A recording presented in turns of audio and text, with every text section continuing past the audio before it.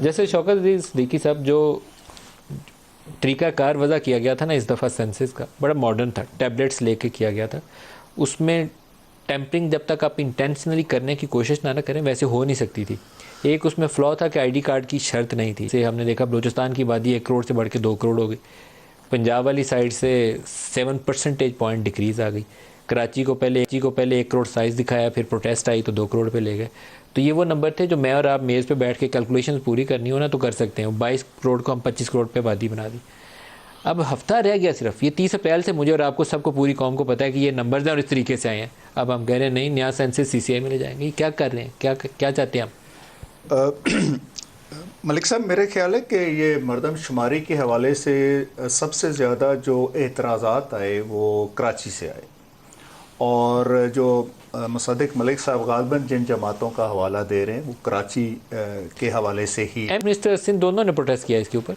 जी, वहाँ पे जमात इस्लामी ने बहुत ज़्यादा इसको किया, और हाफिज़ नईमुर्रहमान इज़ ऑन रिकॉर्ड, तो वो ये कहते हैं कि कराची की आबादी 3 करोड़ है, आप 3 करोड़ क्यों नहीं शो कर। और जाहिर है फिर आबादी के हिसाब से आपने कौमी असम्बली की नशिस्तों का तयन करना है, वो सारी बात। तो अभी की मौजूदा मसलन जिस मरदमशुमारी के मुताबिक तो उनकी पहले से भी एक नशिस्त कम हो रही है। सर एक चीज़ आप जहन में रखिएगा कि अभी जो कॉन्स्टिट्यूंसीज़ हैं NAs की और या प्रोविंशियल की, वो आपकी इस कौमी असम्बली में 2/3 मेजोरिटी के साथ आप पास कर सकते हैं कॉन्स्टिट्यूशनल अमेंडमेंट के जरिए। वो अभी चेंज नहीं हो सकती। मैं असल में वो जो इलेक्शन के हवाले से मैं वो बात करना चाह रहा हूँ। देखें, ये तो आप एक है, ये आप CCI में ये लेके जा रहे हैं, वो रिक्वायरमेंट है, कॉन्स्टिट्यूशनल रिक्वायरमेंट है। अगर रिजल्ट्स नोटिफाई करने हो फिर रिक्वायरमेंट, वो रिक्वायर। लेकिन अब बात ये है कि आप आज ये मौक़िफ़ इख्तियार कर रहे हैं जी कि उसके नोटिफाई होने के बाद फिर हल्का बंदियाँ होंगी और सारा वो गज़ट नोटिफिकेशन हो जाए, देन इट्स मैंडेटरी कि आपको नहीं हल्का बंदियाँ करनी। बात तो ये है कि अगर वो गज़ट नोटिफिकेशन नहीं होता और आप पूरी मरदमशुमारी के हवाले से ही एतराज़ात एक्सेप्ट कर लेते हैं, और फ़र्ज़ करें एक ये चीज़ सामने आ जाती है जी कि नए सिरे से मरदमशुमारी की जाए। नो डाउट किसी भी नए इलेक्शन के लिए एक रिक्वायरमेंट है कि मरदमशुमारी पे हो, नए हल्का बंदियाँ हों, सारी ये कॉन्स्टिट्यूशनल रिक्वायरमेंट है। लेकिन देखिए, हर काम करने का एक वक्त होता है। ये मुझे अच्छी तरह याद है कि जब ये वोट ऑफ नो कॉन्फिडेंस के बाद ये मामला सुप्रीम कोर्ट में लैंड किया और जब चीफ इलेक्शन कमिश्नर साहब को बुलाया गया तो उन्होंने यही बात कही थी कि जी हमने मरदमशुमारी करनी है, हल्का बंदी करें, और हम ज़्यादा से ज़्यादा अक्टूबर में ये इलेक्शन करवा सकते हैं। 8 अक्टूबर की तारीख थी। ठीक है जी। अब अक्टूबर, नवंबर, दिसंबर और आज आपके 7वां महीना भी कंप्लीट हो के हम 8वें महीने में दाखिल हो चुके हैं। ऑलमोस्ट 1 साल हो चुका है।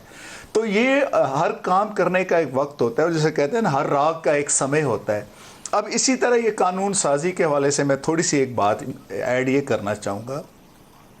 देखें, आपको ये नहीं लगता कि शहबाज शरीफ ये एक वो रास्ता है जिससे इसके पीछे छुप के हम राय फरार ढूंढ रहे हैं ना, वो इसके पीछे छुप के राय फरार इख्तियार कर। देखिए, असल में बात यह है कि आप एक कहते तो हैं जी हम बड़े आइन पसंद हैं, लेकिन आइन की जो रिक्वायरमेंट है, जो मैंडेट है, जो तकाजे हैं, उसके मुताबिक आप अपना रोल नहीं सर इसके बाद 254 का सहारा लेंगे ना। वो कहेंगे कि रिजल्ट्स नोटिफाई हो गया, अब क्या करें, आप तो 90 रोज में हो नहीं सकता। तो 254 तो है, वो एक आप ये समझ लें ना, वो ऐसे है कि जी कि आप अगर कॉन्स्टिट्यूशन के अंदर कोई लिमिट प्रोवाइड है किसी एक्ट की, और वो अगर काम उस टाइम लिमिट में नहीं होता तो उसके बाद 254 का क्वेश्चन सर अगला ही उसी को इस्तेमाल करेंगे। मैं ये सब देखें, मैं ये अर्ज करना चाह रहा हूँ कि देखें, ये जितनी भी ये प्रैक्टिस है ये बिल्कुल कॉन्स्टिट्यूशन को डिफीट करने की प्रैक्टिस है, और आप जो फंडामेंटल्स हैं कॉन्स्टिट्यूशन के उनको आप चेंज नहीं कर सकते,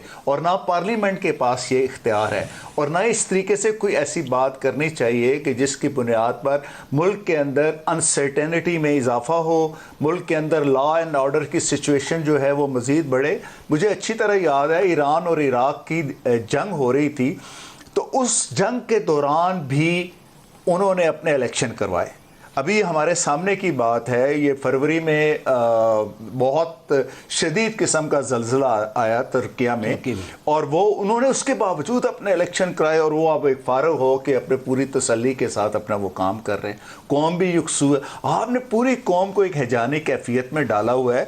आज से 50 साल बाद अमेरिका के प्रेसिडेंट का जो इलेक्शन होना है ना, 50 साल बाद, मैं अभी आपको उसकी डेट बता सकता हूँ। और यहाँ हमें ये नहीं पता चल रहा कि असेंबली जो है अगर खुद मुद्दत पूरी करती है और 60 दिन के अंदर इलेक्शन होंगे, या मुद्दत नहीं पूरी करती पहले डिसॉल्व कर देते हैं, तो फिर कौन सी तारीख? तुर्की में अर्दवान की 0.5% पॉइंट का फ़र्क था, तो वो रीरन होना था, तो वो रीरन पे गए हैं। अगर पाकिस्तान होता तो वो हमने 0.5% को 2% ऐड करके तो 42% से अर्दवान को ऐसे ही जिता देना था। हम उसमें ज़्यादा एफिशिएंट है, उसमें अर्दवान को तो दोबारा इलेक्शन लड़ना पड़ा, हमने वैसे पूरे कर देने थे।